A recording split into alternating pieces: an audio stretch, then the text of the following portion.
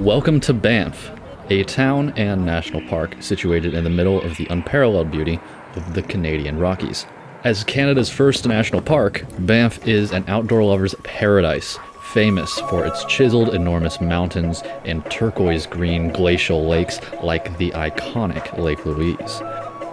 No joke, the water is really that color. To explain why, we're going to have to venture to the lake's source, Plain of Six Glaciers, which takes you on a scenic stroll to the distant side of the lake, where you'll pass some great spots for rock climbing and reach a long wooden footbridge that offers dry passage over a delta of glacial melt. It may not look like much, but it feels like crossing the bridge to Terabithia and venturing into a whole new world, as each step over the icy water and further into the glaciated valley reveals snowy peaks and dramatic masterpieces of Mother Nature that would otherwise be hidden.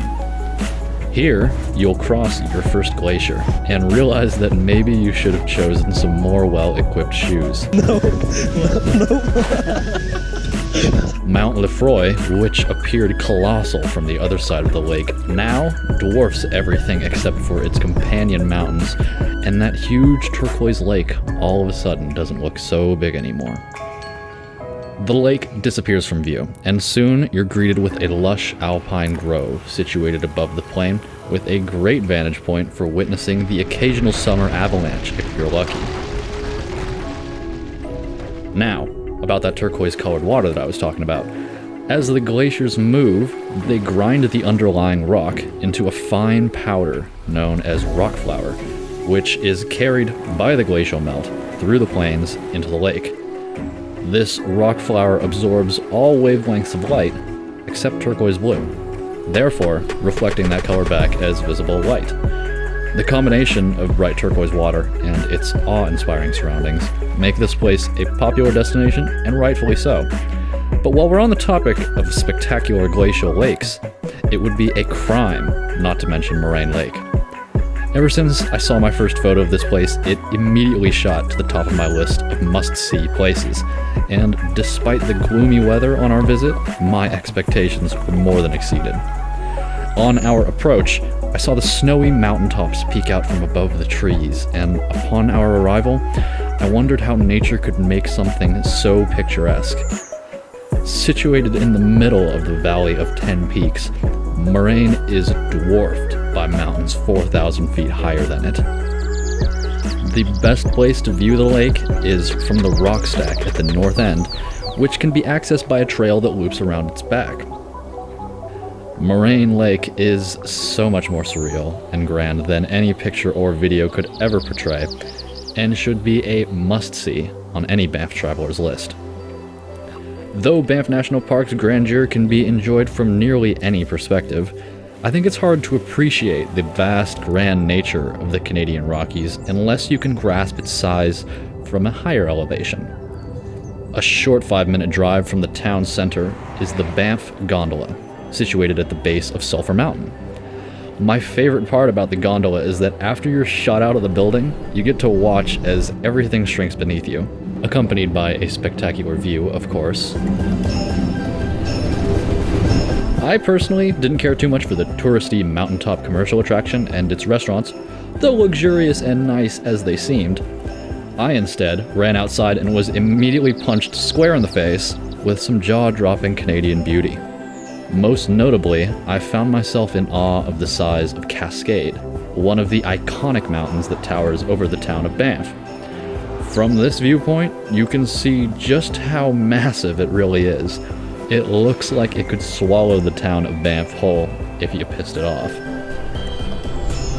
Now, after trying to compose myself from my elevation and nature-induced ecstasy, I realized that there was something peculiar perched atop another part of Sulphur Mountain just a short hike away.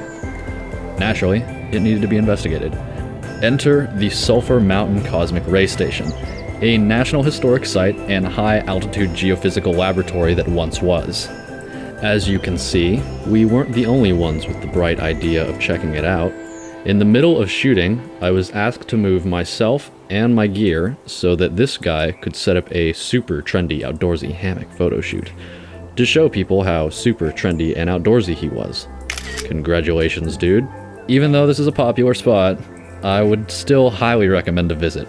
The views and surrounding areas are impressive to say the least. But for those who are looking for a less crowded and maybe a more hands-on mountain experience, I can't recommend this next one enough. For this one, we're going to have to hop over to the other side of the town of Banff, at the base of Mount Norquay, where we'll take a slightly less impressive, but more open and fresh-aired lift partway up the mountain to the landing at the base, the Via Ferrata.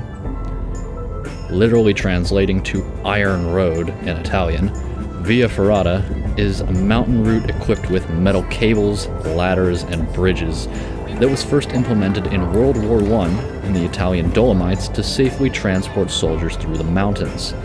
As somebody who enjoys rock climbing, I can say that the Via Ferrata offers a much less technical way to experience the joys of mountaineering. The challenge of ascending Norquay, along with its jaw-dropping views, made the Via Ferrata one of my favorites for sure. Climbing a mountain works up quite the appetite. Luckily, there's a restaurant conveniently located at the base of the Via Ferrata with great service and local Banff brews. But on our quest to experience Banff, we wondered, what's the furthest thing we could do from climbing a mountain? It's crazy how much more present you feel after being hit by a wall of icy water. Sitting in the front, naturally I got soaked, but our guide insisted on getting everybody wet. Now, Aubrey, do you like magic tricks? Yeah. That's good, because I'm going to see if I can make you disappear. Ready? An invigorating combination of cold water and adrenaline, succeeded by a mellow meander down the river and the opportunity to reflect on the past few days.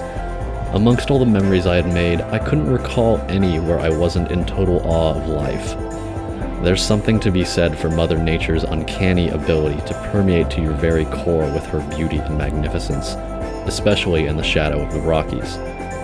Having been privileged to visit on 3 occasions, I can say with confidence that Banff's beauty is not just the kind that you see with your eyes, it's one that you feel.